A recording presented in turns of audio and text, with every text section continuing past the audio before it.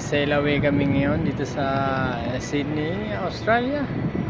Yan, huli kami ng sailing ngayon dahil nga sa bad weather. Dumating kami ng late, kaya late din kami alis. Yan.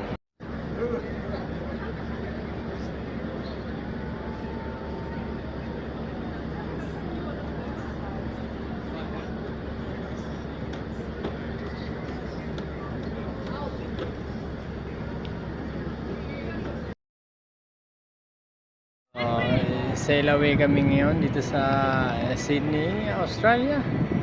Yan, huli kami ng sailing ngayon dahil nga sa bad weather. Dumating kami ng late, kaya late din kami alis. Yan.